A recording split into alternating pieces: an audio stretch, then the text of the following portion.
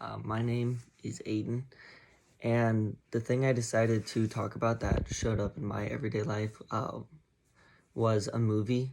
So I picked the trailer to show you guys to the movie of The Giver, and in class I'm relating it to the allegory of the cave.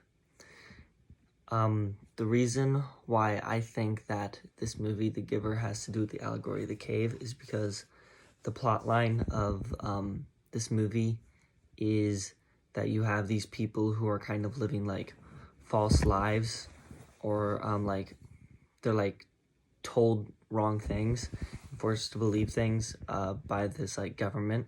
And I think that relates to, in the allegory of the cave, of like these people like making these shadows, and that's like the government in this movie, or the leaders. And then the people of this movie are like the people who are chained. But there's one kid in this movie who decides, in this movie you take like daily injections, and it stops you from being able to do things like see color and have emotions. So like basically takes away your freedom and your opportunity to make like choices. And so this kid stops taking his injections, and slowly he starts to be able to realize things like he starts to see colors, he starts to feel emotions and things like that. He kind of just starts to break the rules, and it's like in the cave when you have everyone who's chained down and then this one person who's set free. And this person who's set free is like this kid who decides to stop taking his injection, and he's able to stand up and look around and see everything around him, and see that what he has been living his whole life is false, and these shadows or these injections that they've been taking isn't the true reality of how they should be living. And like in the cave, he gets up and he like starts to leave and walk around. And in the movie, the kid stopped taking his injections, and he's finally able to see like the world they actually live in. And then, like how in the allegory of the cave, this dude gets up and he stands up and he explores the cave, and then he finally leaves the cave, and he's able to see the things that he wasn't able to see before, like the water, the reflections, the animals.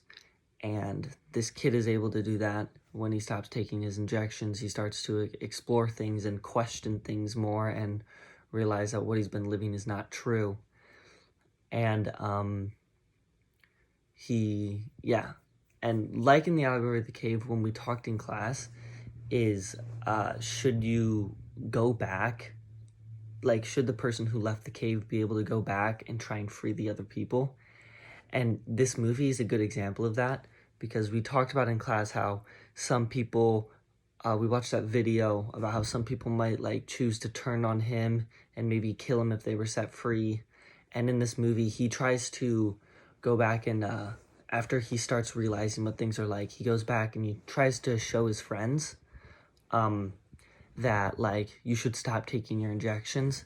And one of his friends is on his side, kind of like it takes her a while to learn, but she like kind of starts believing him because she stops taking injections. But then there's this other dude who is on the side of like the government and thinks what he's doing is wrong, and he should be taking his injections and not doing everything he's doing. And so he kind of tries to turn him into the government and help the government capture this kid who could be a liability. And I think that's a good example of how in the allegory of the cave, in that video we watched, how you could go back and talk to them and see like if they would follow you. And this movie is a good example of how everyone would choose to maybe not follow you. Some people might think what you're saying is false, or they might find it hard to believe, so instead they turn on you and everything like that. So I think this movie is a good example of that. And yeah, I think that's mainly what happens in this movie. In sorry about that. In this movie, in its connection to Allegory of the Cave, and I think it's a very good representation of that and what they do in that. So yeah.